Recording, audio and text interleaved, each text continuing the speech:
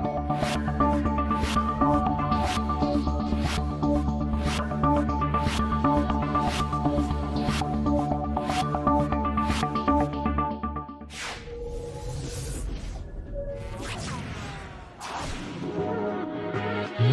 go!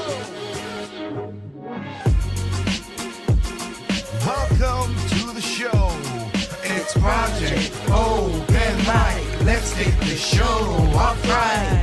Ladies and gentlemen, thank you for being here with me, cause it's Project Open Mic. Let's have a good show tonight. Let's get the topic straight. Let's get things good. Let's do everything that we should. It's Project Open Mic. Let's kick the show off right. Let's open our minds and take out our style. Let's see what's going on in the world tonight. It's Project Open Mic. Let's have a good show tonight. It's Project Open Mic. Let's kick the show off right. It's Project Open Mic. Let's have a good show tonight. It's Project Open Mic. Let's kick the show off right. It's Project Open Mic. Let's have a good show tonight.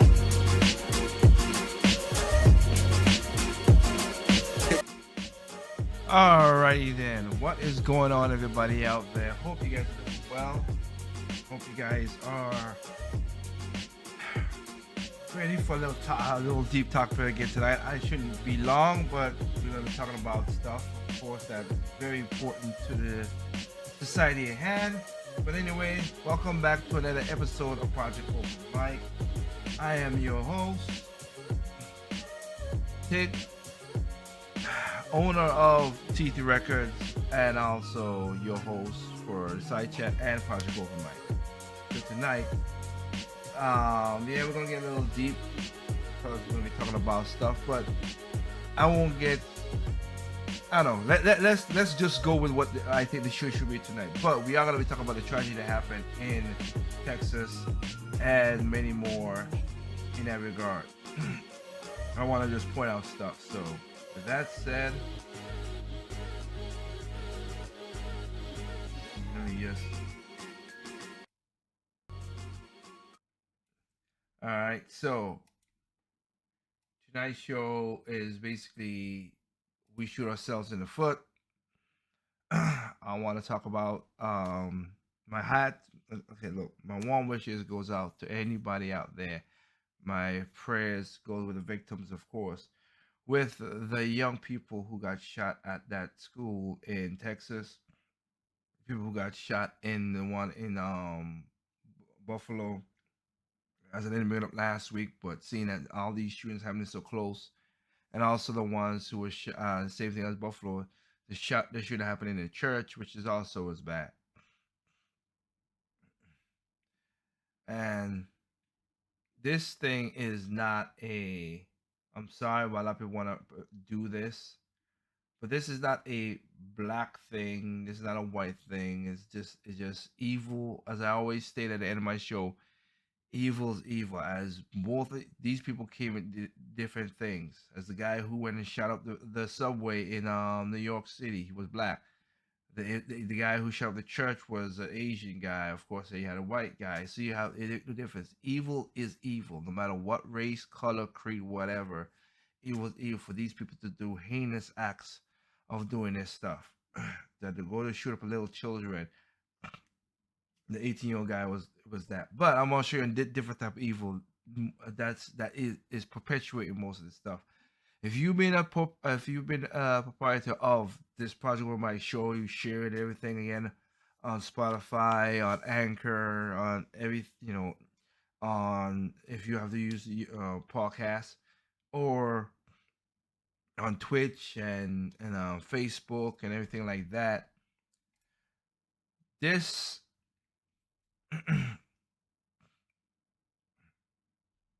this situation is just getting crazy and crazy because of what we are purported and basically where society is going in that regard, and we're trying to make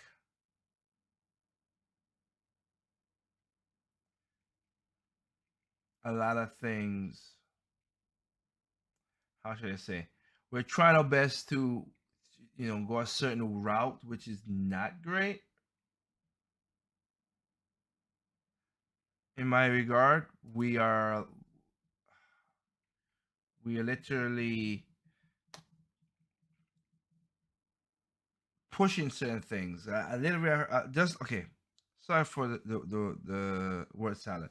I watched a video today of a young lady who was saying that,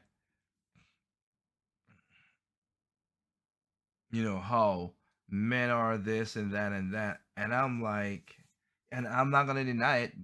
Most people who portray most of these mass shootings are young males. But the problem is though we're defranchising and making young males a certain way, which you'll see when I bring up in the video as well too. I brought this video up before. I'm gonna bring this video up again. Um,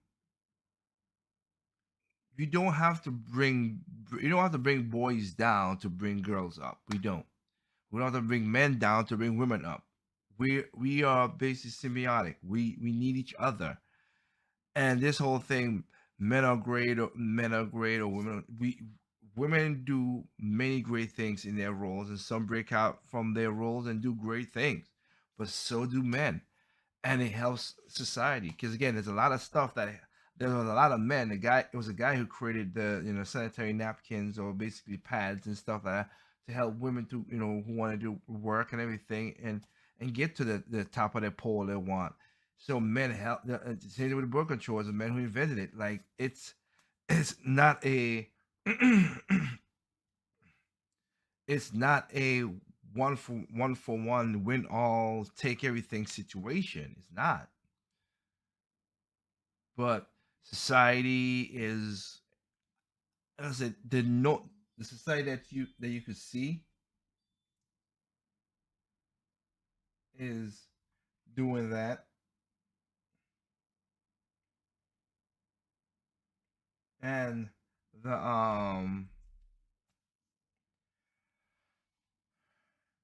the basically what they've been pushing in the mainstream, your movies, your TV shows, they've been pushing it, and it wasn't so hard really because we've known how we saw the shows of back in the day of the dads really bubbling.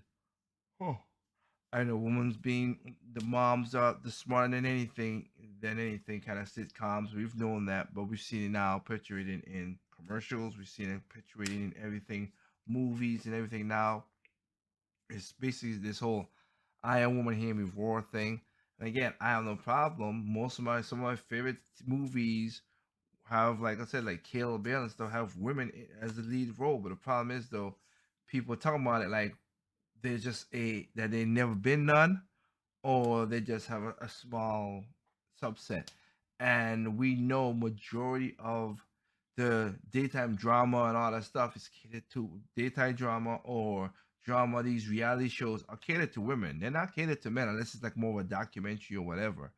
So the reason I'm saying this because of when we're making young girls very more promiscuous, and they're doing way more um stuff to seek attention, some stuff that's derogated, some stuff that is very bad for their situation and leads to a miserable life.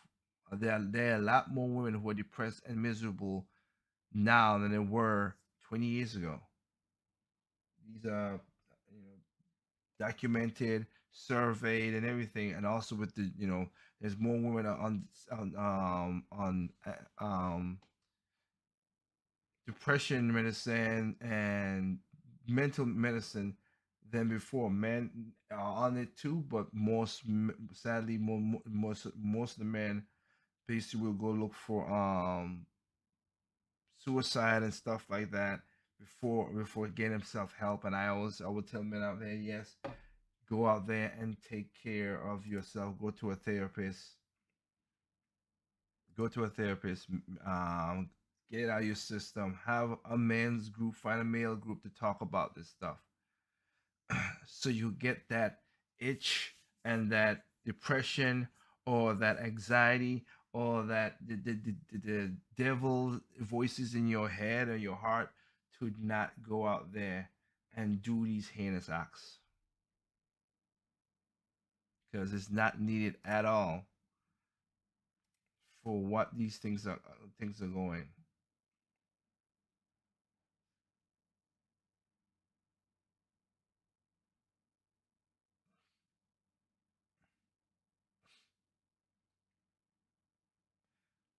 Because right now there's a lot of just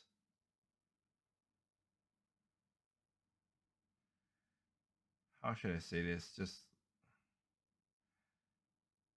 young boys who just have direction, and that doesn't have the direction. Another bad thing. Another bad thing about this is too that not only do they not have the direction that they need, I think that is also a lot of these boys are raised in single households, so they never had a father. Some is basically the both mother and father. It takes two to have a child.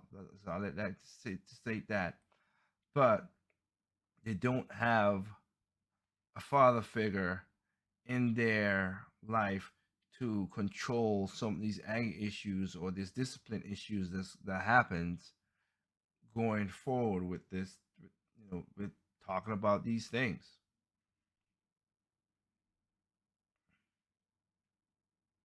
So just wanted to point that out there. Now, another thing is we're gonna see the usual stuff like I always say, and I'm sorry, but I'll like one of my sayings, and shout out to Trip and them. They know what I'm talking about. And also shout out to, I have to say, good shout out to um contributor to the channel, Addison, as today's his birthday. So I hope he's enjoying it. He's down in Mexico, so I hope he's enjoying it with his grandparents and living la vida loca up in the joint. um, but one of my sayings that I state is there's nothing more I hate than a Republican and a Democrat. I hate politicians who politicize every single thing. But this is Project Mind. We talk about topical issues and stuff like that. So that's what we talk about.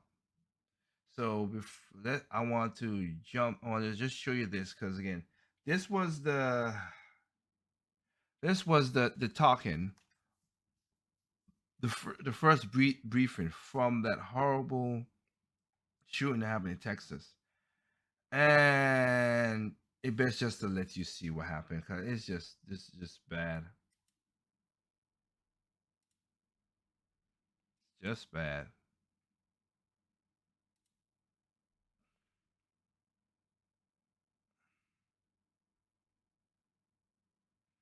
Excuse me. Excuse me. Excuse me. Excuse me. Excuse me.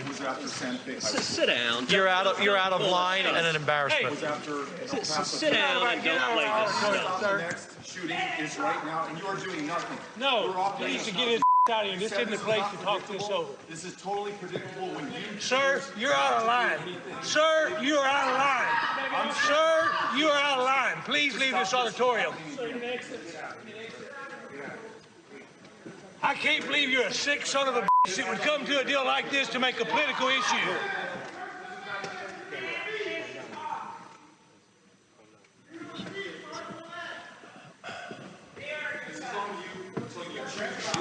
It's on those like you. Why don't you get out of here?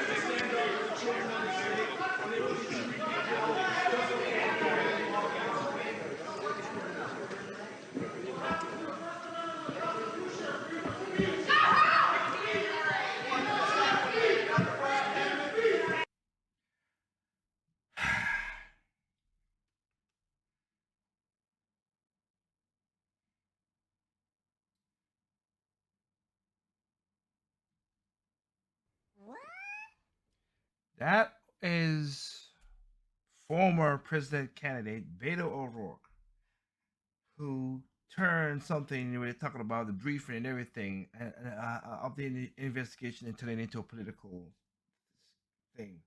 So that's what I said. We turned it. Shout out to my boy SK Hoster. We turned everything political. He's correct. I'm not gonna deny that part. He's right. But this was not the time for that BS, man. It really wasn't. It's already a bad situation, and he doing that was just uncalled for and not needed at all, at all. And again, all the things that Beto O'Rourke would say. First of all, I'll have a problem. I'll have a problem because again, he's not. His name is not really Beto O'Rourke. His name is Robert O'Rourke. He's not Hispanic. He speaks Spanish. Good for him. He speaks better Spanish than I do. But he's a dude. His origins is from Scotland, so I don't know how he became Beto and be all Hispanic and everything. But whatever. But the point of saying this is that yeah, this was not the time to do that. And all the stuff that he thinks that's gonna happen, all the stuff that his plans to have, that would have never stopped this shooting. The people who shot up the church and stuff that had most shootings are done mostly by the handguns. You could say all the assault rifle and all the stuff you want to say, but it's mostly by handguns. Go check out the surveys and old past shootings, and you see how it mostly is. It's just crazy.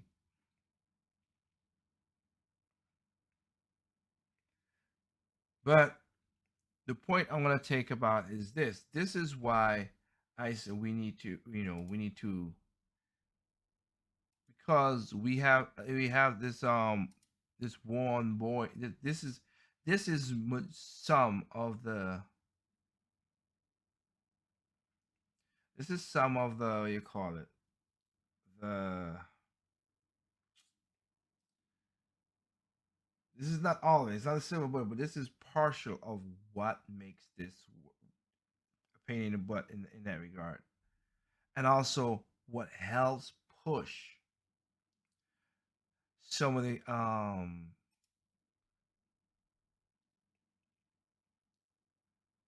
that helps push some of the young boys, the young men, more than usual to do these heinous acts. Because we have this war on boys, and I've played this video many times before, but this is making a lot of young men depressed, feeling that they gotta to do things to make their parents, the sickle parents, feel happy, a la carte Dwayne Wade and everyone of that stuff like that. They're doing this to the girls too, so don't get me wrong. But we're pushing a narrative that making more of these mass shooters because we're pushing this narrative and make these boys don't feel attentive in what they're doing, or get some, like I said, get some of the demons out of their head and all kind of stuff, and looking for the bad recognition before they go. Because again, in my opinion, I've said this before, this is called a we should have, I know people don't like to have killing not killing super capital punishment with basically with execution and everything. Here's my thing though. When you are we should have execution for people when you know they're super guilty. I'm sorry. When we know we caught the person, anybody who does the mass shooting and kill people, sorry, you're super guilty. We don't need a trial. We don't need none of that bull crap. This is a good person. We saw you on the video. You posted it up. You give up all your evidence, your manifesto, everything. Super guilty. Straight to the point. Get it over with. Don't even let that linger. No life without parole. No jail time. No. Just let's not waste taxpayers' money and it's just super guilty verdict. That's just what it is. But again, this is the startings of why these young men are getting more and more violent and more unpredictable in that regard because of what we're doing to young men.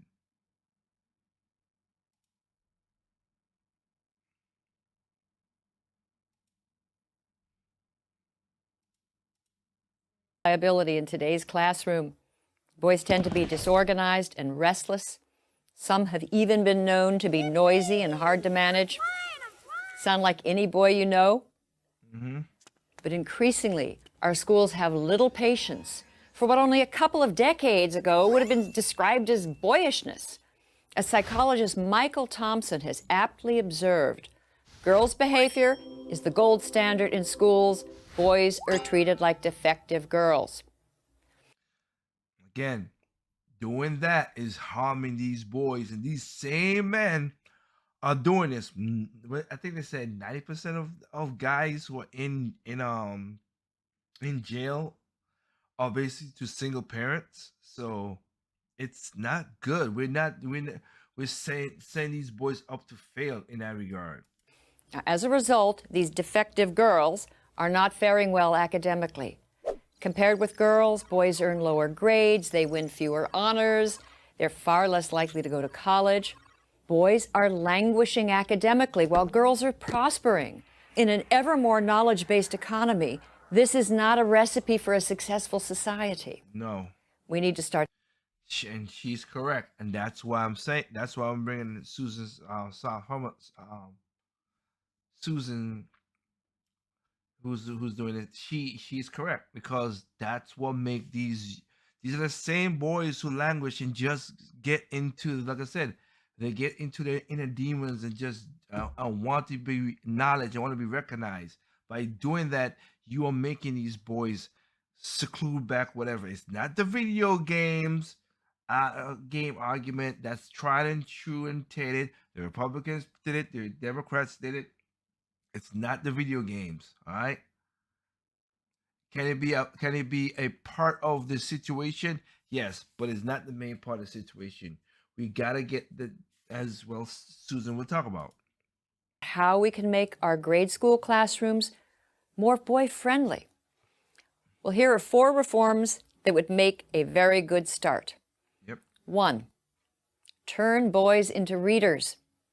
In all age groups, across all ethnic lines, boys score lower than girls on national reading tests. That is true. Good reading skills, need I say, are critical to academic and workplace success. And God bless me, if I ever get a son, that's what I'll be doing. I'll be getting my son to read A major stuff. study in the UK discovered, not surprisingly, that girls prefer fiction, magazines, and poetry, while boys prefer comics and nonfiction. Boys whose eyes glaze over if forced to read Little House on the Prairie may be riveted by the Guinness Book of Records. Cool. Boys will read if given materials that interest them. Exactly. The part that you just said right there, that's what needs to happen. Stuff that interests them. Make them feel like they're part of something, or something that keeps their mind from wandering. That's the point of doing this. If you're looking for suggestions for books that have proved irresistible to boys, go to guysread.com. 2, inspire the male imagination. Celebrated writing instructor Ralph Fletcher contends that too many teachers take what is called the confessional poet as the classroom ideal. Personal narratives full of emotions and self-disclosure. These are stories girls commonly write, and these are prized, whereas action stories describing, say, a skateboard competition or a monster devouring a city, these are not. I recently read about a 3rd grader in Southern California named Justin who loved science fiction, pirates, and battles. Well, an alarmed teacher summoned his parents to school to discuss the picture the 8-year-old had drawn of a sword fight, which included several decapitated heads. The teacher expressed grave concern about Justin's values. The boy's father was astonished, not by his son's drawing, which to him was typical boy stuff, but by the teacher's overwrought and female-centered reaction. If boys are constantly subject to disapproval for their interests and enthusiasms, they're likely to become disengaged and lag further behind. You see the word right there that I'm very important, disengage. And then I'm talking about disengage from society itself. That's why a lot of these boys, these shooters, feel the way they feel. They feel disenfranchised. They feel like, oh, no one was about me, but they're looking for attention in their most messed up ways. Our schools need to work with, not against, the kinetic imaginations of boys. 3, zero out, zero tolerance. Boys are nearly 5 times as likely to be expelled from preschool as girls. And in grades K through 12, boys account for nearly 70% of suspensions. Now, this is often for minor acts of insubordination and sometimes for entirely innocent behavior. Another part about that that's kind of sickening and bad as well too. That right there, like you said, they get because leftist teachers, what they do now they do they, instead of doing what Christine is going to talk about and have understanding, they're gone zero tolerance the crazy way of, oh, this boy is disrupting the classroom. Well, let him keep on disrupting the classroom. We're not going to suspend him because he's black. What? He's also disfranchising the other kids in the class from learning. No. Oh, the parents be like, I don't care. If he's acting up, you expel him. You suspend him. You do that. Don't say, oh, just because he's minorities and minorities always do that, we're going to keep him in the classroom and disrupt the classroom and stop the teacher from teaching? No. No, that's not the answer. As usual, we always go the total opposite way or we go crazy. You're going to see more of that. But it's like we don't react or we super react. As you're going to see in a video, in the next video, not the next video, but in tonight's episode, another show, we're talking about how the government misread something and made a law that's hurting, as usual, the regular folks like me and you. Hardly a week goes by without a news story about a young boy running afoul of a school's zero tolerance policy. Josh Welsh, age 7, was recently sent home from his Maryland school for nibbling off the corners of a strawberry Pop-Tart into the shape of a gun. Josh, like many other boys punished for violating zero tolerance policies, was guilty of nothing more than being a typical 7-year-old boy. 4, bring back recess. Believe it or not, recess may soon be a thing of the past. This is needed very much in schools. Not just only to burn off energy, as she says, but also because of the obesity and all the other stuff. Exercising help a lot of your blood, your brain, everything. Let the recess come back. According to research summarized by the Science Daily, since the 1970s, school children have lost close to 50% of their unstructured outdoor playtime. And much-loved games have vanished from schoolyards. In schools throughout the country, games like dodgeball, Red Rover, even tag have all but disappeared, too damaging to self-esteem or too violent being the usual excuse. See? One popular classroom guide suggests tug of war be replaced with tug of peace. Boys need to work off their energy. They need to be free to play games they enjoy. Exactly. And keeping them cooped up and inside all day will not help them learn. As our schools become more feeling-centered, more competition-free, more sedentary, they move further away from the needs of boys. We need to reverse the boy-averse trends. Male underachievement is everyone's concern. Yep. These are our sons. These are the young men with whom our daughters will build a future. If boys are in trouble, so are we all. Thank you. I'm Christina Hoff Summers, Christina meant the the American same Enterprise Institute for Prager University. She's correct. And this part of this situation right here is what causes a lot of these young men to go shoot up places as well too. It's not everything, but it's a good part of it. We need to change the trend and let boys be boys and stop this. That's why a while back when they did the whole Gillette, did the whole thing about male this and all the boys will be boy, all that, and going against that. Like, no. That's why you're creating more and more of these crazy people to go out there and shoot up innocent children or innocent people in whatever. And again, then the next another topic really will be the news media. The news media is a part of this. The news media is a part of all of this situation as well too, because they basically make them into some kind of anti-hero to go make these things and print their manifestos and make them sound like they're cool. But most of y'all are just losers and jerks. to go do that. You're gonna go out there and do horrible things to take people's lives for no apparent reason because of your anger at the world. You're nothing more than a loser. You're nowhere close to a cool person or whatever. You're just a horrible person to do this.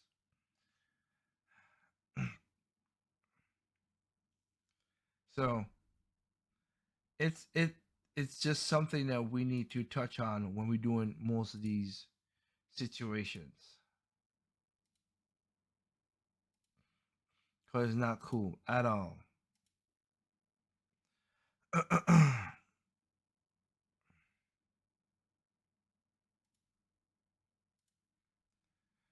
These are, like I said before, things that need to be addressed. So we know that these young men don't do these crazy things.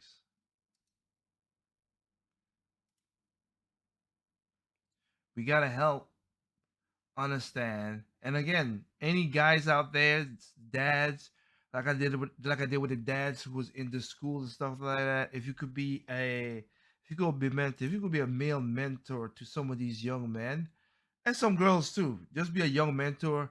It will basically change most of their lives. So please go ahead and do that. Reach out, be mentors. I've done it myself. To I've done it to many other people. So hopefully you could do the exact same thing as well too, and help change some of these boys' lives for the better. Because again, it's that was a sad story for you for this young 18-year-old man. Don't know the name. I don't care for the name to go and shoot up elementary school kids. It's despicable. It's a heinous act and it's disgusting.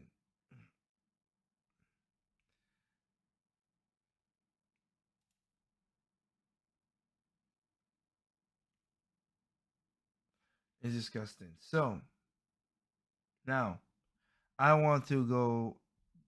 Let's go into uh another situation here, which is usual government. So right now we already don't know gas prices keep on crawling up now. I wish another thing that young people who keep on shouting, keep it in the ground and all this. So these are the same people who have all their iPhones and all their mess, don't know how oil is in everything. Also, they're like, oh man, why my food so expensive? Why my food? Well, this is because you don't have gas, and when the gas prices go up, they pass on the cost to the customers. Always pass on the prices to the customers. But these young kids, oh, apologize, don't know simple economics, don't understand how this works, and don't know how the world works. They just been programmed from young. Oh, we need to stop emissions. We need to do stuff. And again, I'm not against not stopping emissions and doing certain things, but there are smarter ways to do it. But nobody, most of the stuff that you guys been learning is not the smart way. Electric cars are not where you think it's gonna be. And then, like I said, you guys wasn't born, but just before most of you guys who were born, your Gen Z and whatever, they were talking about global cooling back in the 80s, and we need to cool. We need to heat up the world because it's gonna get cold and cause an ice age. Now it's too hot and doing this and that. It's called climate. The Earth been around. That has been around for millions, basically millions, billions a year. It changes. It just does. We have no control over the tectonic plates. We have no control over the sun. We don't control anything cosmic. We don't have no control over that. I am not against that. We should have some control over certain things. Don't get me wrong. Do certain things. I have solar panels on my roof. I recycle, even though we've seen what recycling does in certain things. If you go look at it, they really don't recycle stuff. Really, they don't. There are just many ways that could change things. So. But the reason I'm going to show you now is basically, um, as many people, you will think the way I talk, like I said, as I stated before, and this is an example to continue what we just did. Just like my statement I stated, there's nothing more I hate than Republican and Democrats. Okay, What about the show you're gonna see mostly Democrats talking here, which is a weird thing.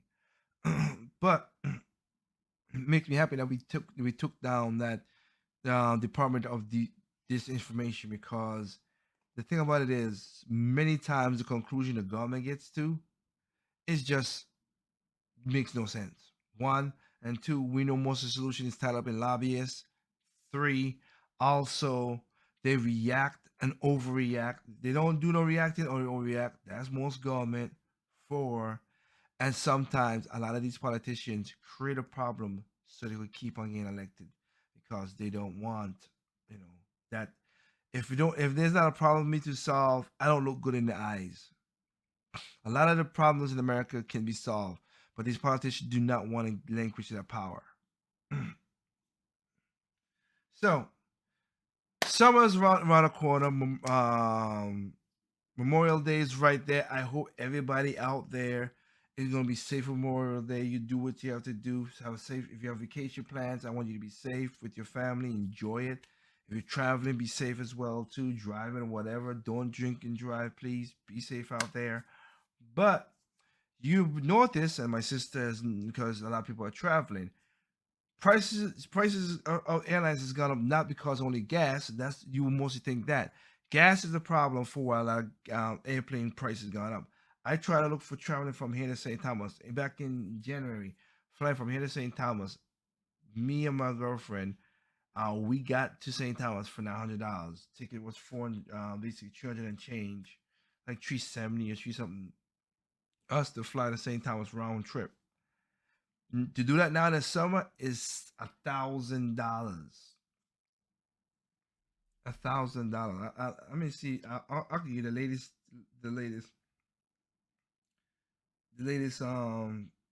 ticket. Oh, well, just got updated. Okay, it used to be $1,000. Now it went down to $941 to go from North Carolina to St. Thomas. But he got up to the peaks of like 1,071. And stuff like that.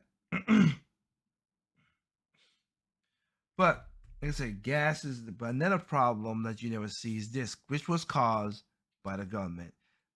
Okay. And in the description is a link to the crash files and the video we were gonna talk about. But I don't want to play the video because again I'll play the audio, but I won't play the video because of copyright problems, even though it's for teaching purposes. But YouTube and Facebook is weird in certain ways that puzzles me. But you guys are most of y'all who fly are facing this. So let's go to usual John Stossel.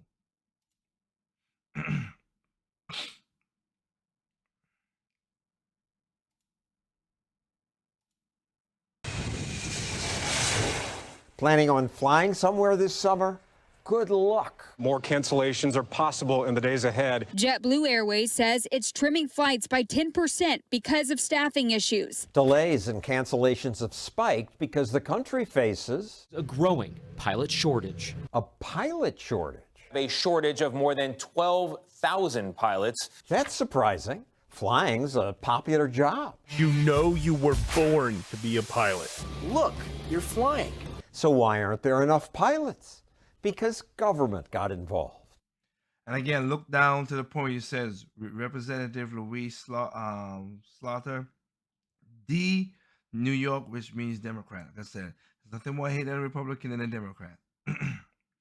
Congress passed the Airline Safety and Federal Aviation Administration Extension Act. The Safety and Federal Aviation Administration Act was passed because of this plane crash. Significant ice buildup on the windshield and on the front edge of the wings. Moments later, this from the tower. That's why, and that's the. This aircraft was 5 miles out, and all of a sudden we have no response to that aircraft. The plane crashed into a house near Buffalo. All 49 people on board and 1 in the house were killed. Pilot error was said to be the cause. Which was true. It was pilot error Congress demanded that all pilots must get much more flight time before they are hired.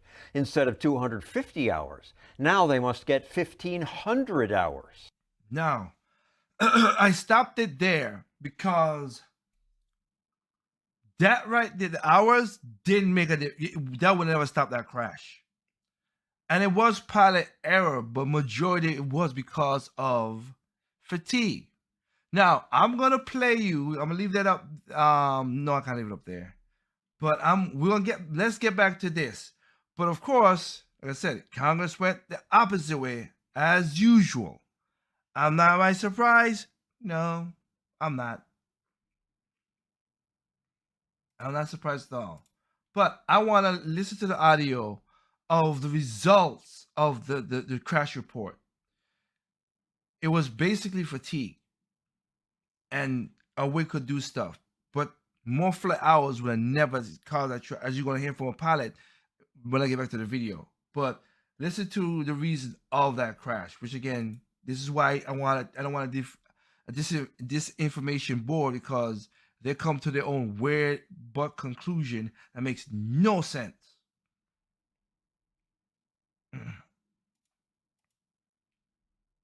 Finds a clue on the cockpit voice recording, sealing the fate of the plane.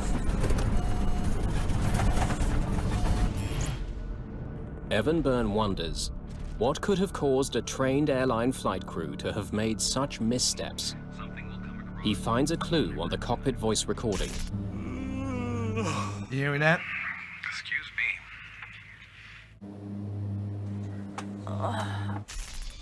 The crew was showing signs of fatigue. Could Renslow and Shaw have been too tired to function effectively on the flight deck? It's a tough question. Answering it will require tracking their movements during the 72 hours leading up to the crash. It's basic gumshoe detective work in the investigation where we're trying to collect as many facts as we can. Byrne interviews the families of the pilots. Could I speak to Mrs. Renslow, please? He studies the pilots' mobile phone bills and records of text messages. He searches the airline's computer system to determine if and when the crew used it to check their schedules. He needs to track their every move. And what time did Rebecca leave the house? We're talking to colleagues or other pilots, check airmen, instructors, and we ask all those people about the pilots, about their recent activities. He learns that neither pilot actually lived anywhere near Newark, but could not afford to stay in hotels on their salaries.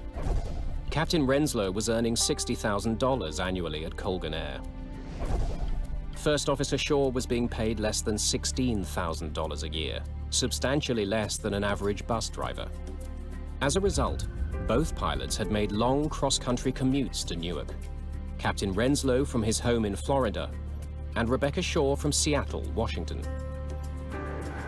Which is crazy. I'll admit to that. That is crazy. And again, this is going, and the reason, like Rebecca, which is the first officer, she needed the hours to fly, more flight hours. So basically what you're going to find out is what Congress said needs to happen makes it even worse. Makes it even worse. Of course it does. This is what government does. In fact, Shaw had commuted all night from Seattle on a cargo flight that connected through Memphis.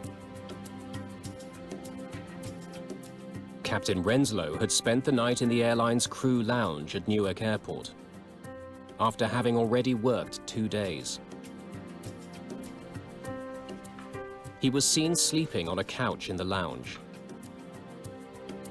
It was against company rules, but pilots who couldn't afford housing near the airport did it anyway. Records show that at 3:10 a.m. on the morning of the crash, Renslow was awake. He checked his work schedule on the airline's computer network.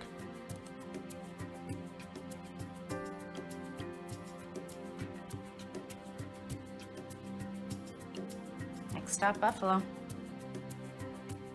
At 7:29 a.m., Rebecca Shaw sent a text message to her husband, telling him she'd arrived safely in Newark. Hi, honey, it's me. Phone records indicate that later in the morning, Captain Renslow was on the phone several times. Rebecca Shaw was noticed having a nap, catching up on the rest she'd lost flying in the night before. It's not a lot of sleep.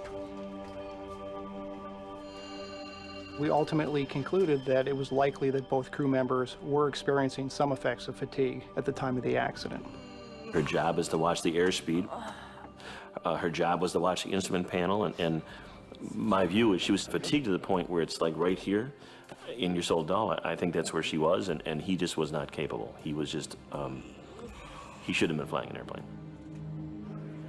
The revelation leads John Kausner to become a fierce advocate for changes to the industry.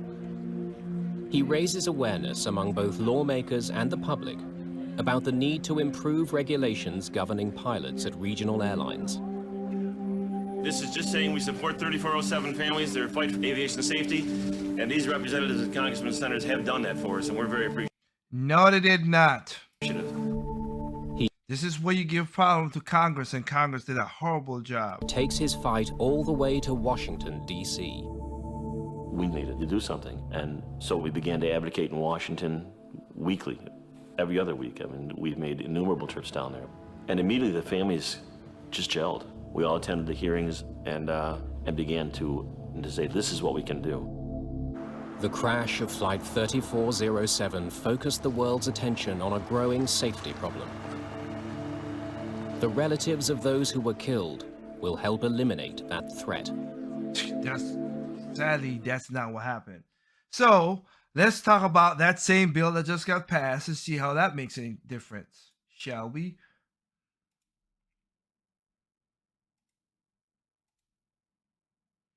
Because that's the one that didn't happen.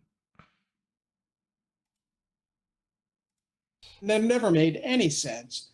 Pilot Tracy Price points out that requiring 1,500 hours wouldn't have stopped the Buffalo crash. Exactly. The pilots who crashed that plane, they had many more hours. Yeah, absolutely. The pilot had more than 3,000 hours, and the co-pilot more than 2,000. If they were. That's why I just let you listen to the crash report. It's just because of fatigue. They were tired. The lady was flying from Seattle to do her job. He was flying from Florida to go up to New Jersey to do his job. That's crazy. It should not be like that.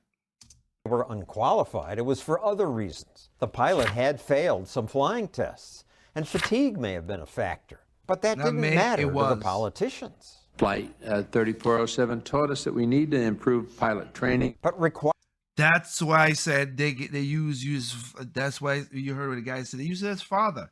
It ain't the training in that regard. And I'm not against not having training regulations. Okay, that's the thing. But the problem is, this was not the cause that your Band-Aid's supposed to be fixing. It's a misdiagnosis. While everybody's looking at, oh man, you got a scratch here with a nail, a rust nail. You need a tetanus shot. Your leg is chopped off and you're bleeding out. Pre-training flight time doesn't improve that. No, 250 hours to 1,500 hours. That's a big jump. It's quite a jump. That's a huge jump. It had the effect of pulling up the ladder. Suddenly, fewer people wanted to be pilots. Few had the time or money to get 1,500 hours in the air before they could even apply.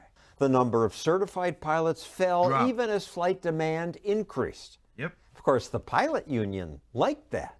And that's the other part. The unions don't care because they do get money, and they're gonna do the usual crap. Oh, we need to get better pay. And yes, the lady who was flying needed a little better pay. I'm not gonna deny that at all. But she shouldn't have been flying from. She should have been flying from. I mean, what boss look like? Okay, let me see. You're in Seattle. I don't want you to fly planes in New Jersey. That's crazy. That's crazy. Like it because it creates fewer applicants. Yep. And fewer applicants means higher pay. This rule is good for you. Great for me. Yeah. For professional pilots, it's been wonderful. If you believe in freedom, though, it's a bit of an issue. Thank The you. union blamed the shortage of pilots on poor pay at regional airlines. Some of these regional airlines were paying pilots as little as $21,000 a year. And there was no shortage of applicants. There were plenty of people who were willing to take fairly low pay and live with roommates for a year or two to gain that really valuable jet experience. At the same moment, the left engine fails. Today, pilots get most of their training in simulators like this one. This is far more than a sophisticated video game. The simulators give them experience much more useful than 1,500 unsupervised hours of hobby flying. Oh my gosh, this is so fun. These hours meet the regulation, but don't really prepare pilots to fly commercial airliners. One airline put it this way: we waste a lot of time and training breaking bad habits pilots acquire while trying to quickly get to 1,500 hours. Exactly. The Regional Airline Association says pilots with 1,500 prior hours are sometimes less capable. We are seeing negative unintended consequences from the 1,500 hours because flight time does not equal experience. But the For commercials, no, it doesn't. And I understand that. Politicians ignored her. Of course. And you see, of course, they won't see sorry, let me reverse that. What did women need to do this, women need to do that. Here's a woman talking sense. But the politicians ignored her. As usual, they claimed their regulations worked. There have been nearly 8 years of no fatal commercial crashes on domestic U.S. airlines. Now it's not due because of that. It's been 13 years. But even before the new regulation, flying was safer than driving, biking, taking a bus or a train. Safer than any mode of conveyance ever, including walking. Holy crap. Flying is unbelievably safe. But politicians always seem to think we need more and more regulations. And we must further strengthen flight safety measures. So expect more flight delays this summer. I spend a lot more time than I want to making announcements to people apologizing for being late. We do apologize for the delay in our service. We should be looking for ways to expand the availability of airline travel to more people so that more people can take advantage of this amazingly safe way to get from A to B. Once again, just to prove my point about the government, that's what I was doing there, just to show so people could see that.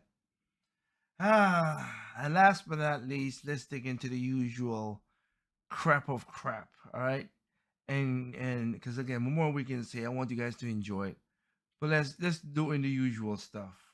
Walk, don't run. Here we go. Joe Biden.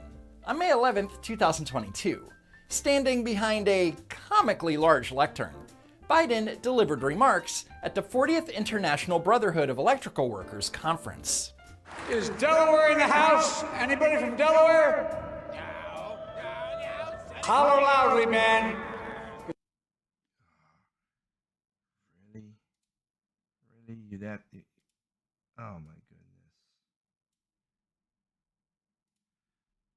Cringeworthy. Because I want to see you after this is over.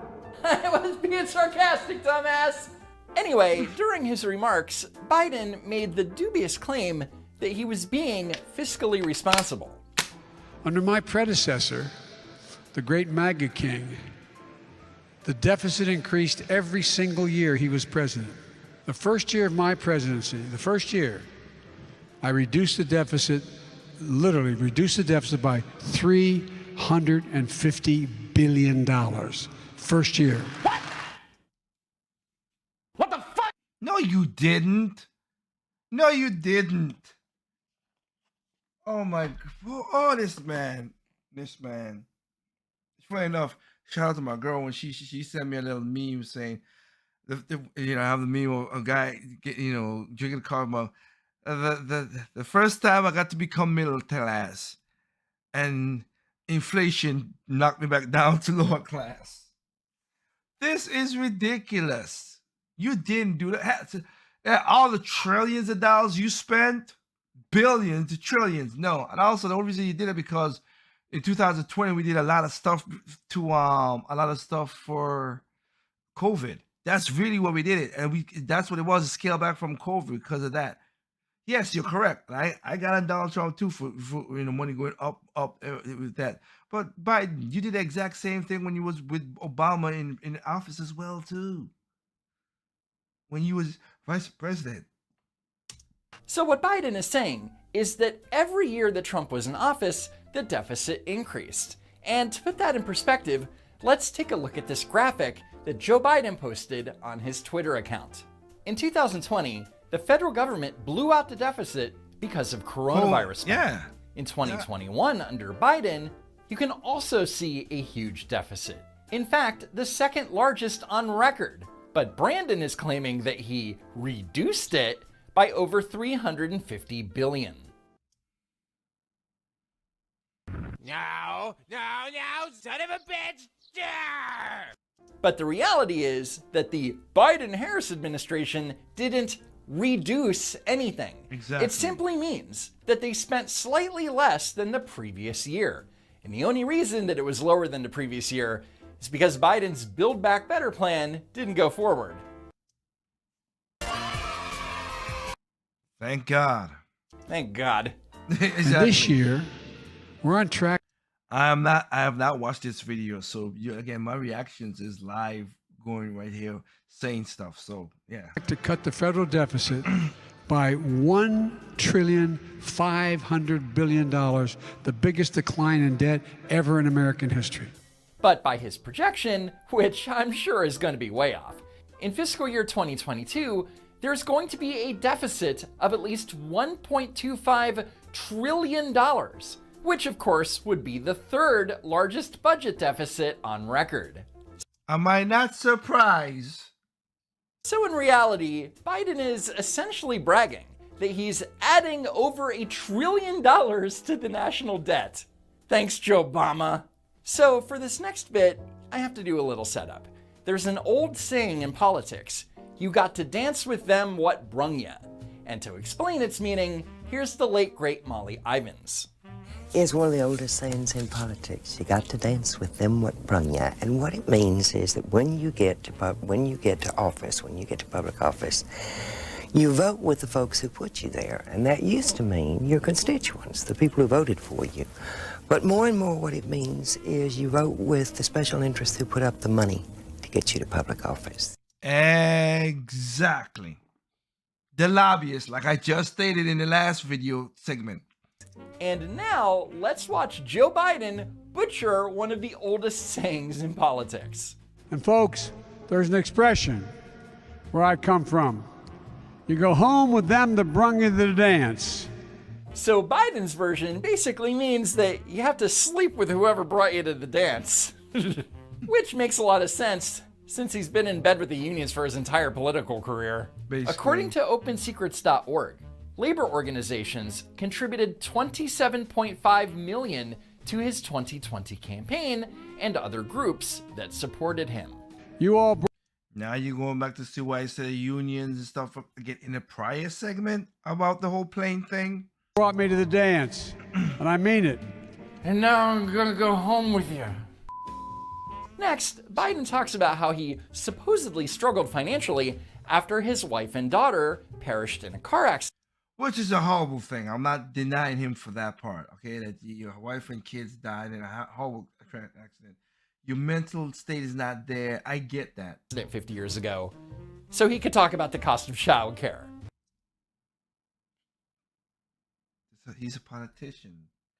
Of course he would do that. He's a politician. Look what Beto O'Rourke just did at the earlier segment when he just went to a briefing where it's not the time and place to do that, to go grandstand and look like a straight up you piece of loser. One of the things I found out was how am I going to take care of my two little boys? Almost. Which you did not do a great job at, Hunter. 3 and almost 4. I couldn't afford daycare. I couldn't afford child care. Not a joke. I was making $42,000 a year, which was a lot of money as a U.S. Senator. Wait. You're making that much money and you could... What the... Nani?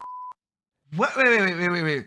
Back 70 years, 50 years ago, you were making $42,000, and you. What are you talking about? What? Hold up. I gotta look at something. Let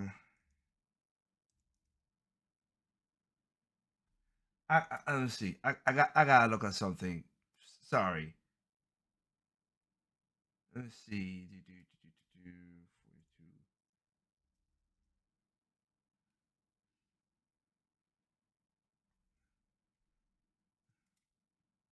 Let's put that there. Nope.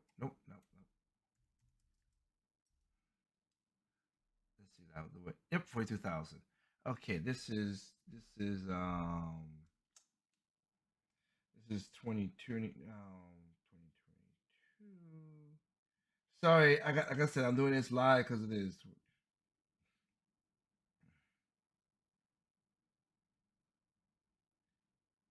1972. Okay.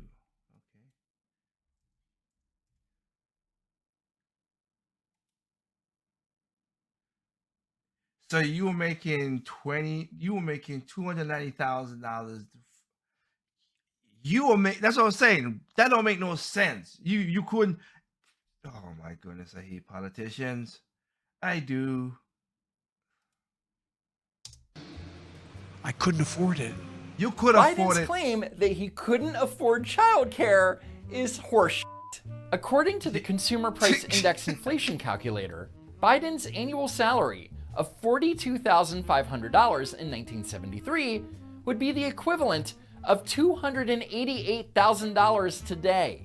Huh? Well, I didn't know about that. It's 70, and I did that, but let's see. See, and I did this with how come I could do better reporting than the reporters of today? All I had to do was do something that simple. Oh my goodness. Cry for Joe Biden, folks, because eventually he figured it out.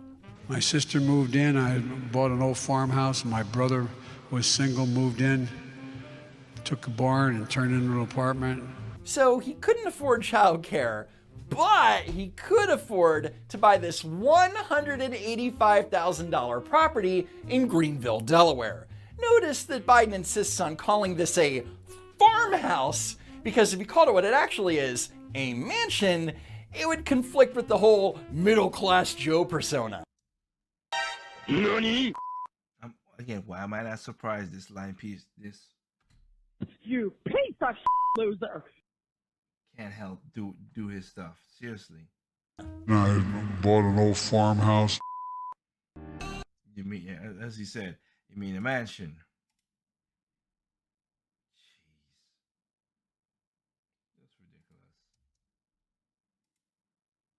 Next, Captain Empathy started yelling about things that he saw on the TV again. Remember those long... Oh, good. Here we go.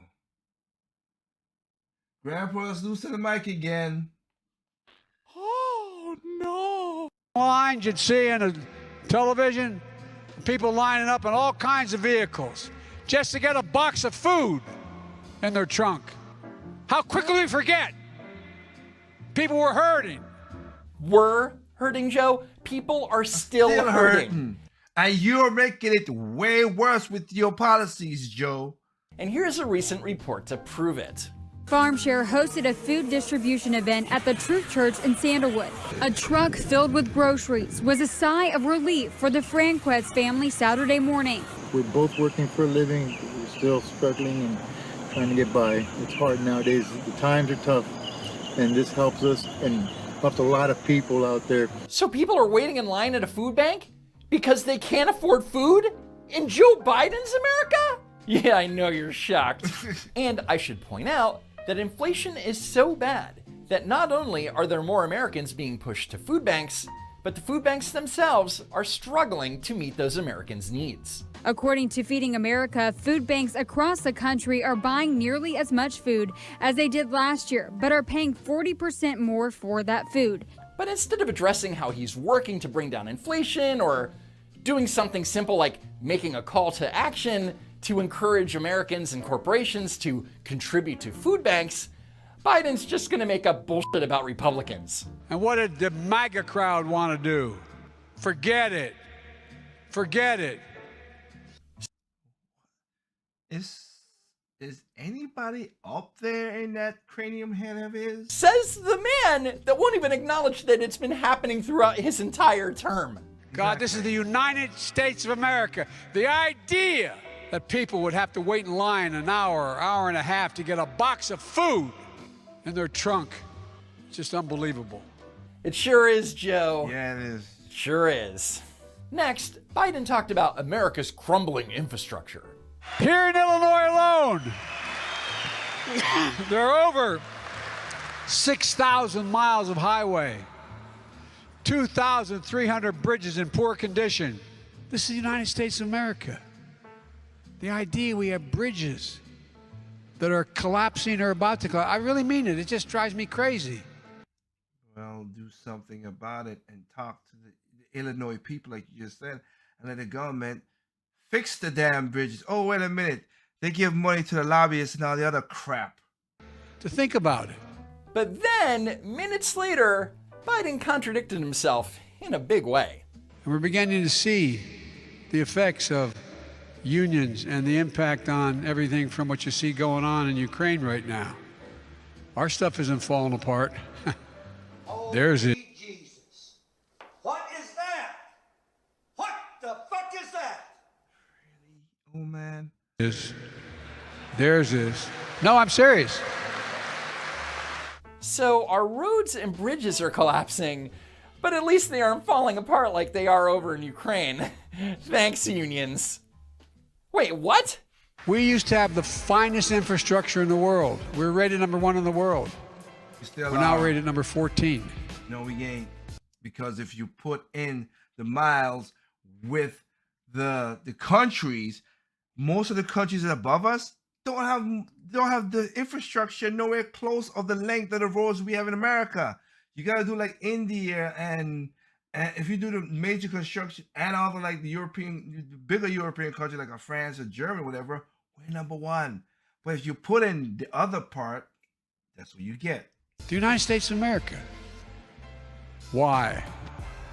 I would argue because of the greed of the folks at the top, not wanting to get things done. I honestly have no idea what he's talking about. And he's one of the greeds on top, of course. Oh my goodness. This old man, this is what y'all voted for. Holy smokes, this is what y'all voted for. All right, I'll say that's why I did the last show. We vote for our doom. That's why I did that show like that. Holy crap.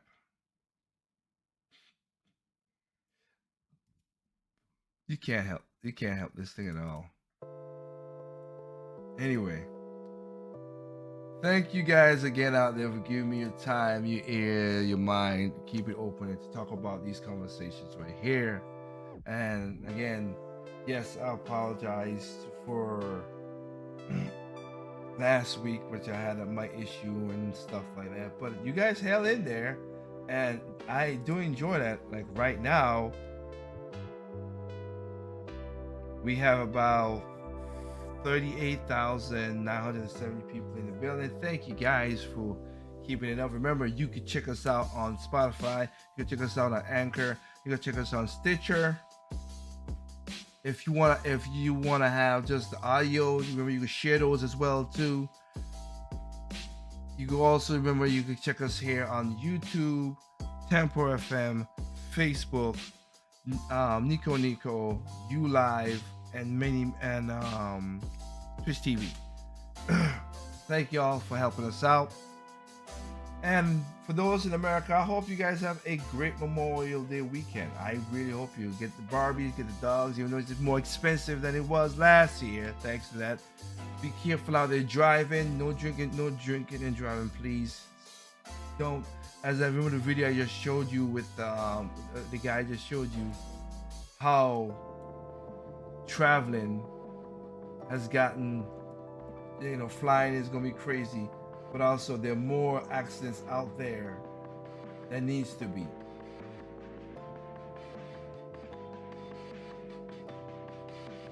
but people don't understand this, like I said, what it causes. And I'm just here to show you what these pilots, again, and sorry, what the government does, you gotta be careful of how they do things. All right, for those who get video links and stuff like that, in the description is, of course, the link tree to all the different stuff out there. But also, to back up the story from when we talk about the airplane, there is a link to a YouTube channel called Wonder, where they do the crash report on that same flight, and you see it got something way different than what the government ever came up with, which of course they just made things worse. They just made things worse than anything.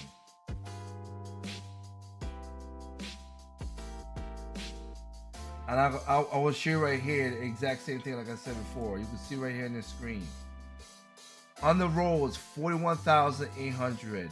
Boating, 800. Trains, 770. Bicycles, 738. Airlines, 92.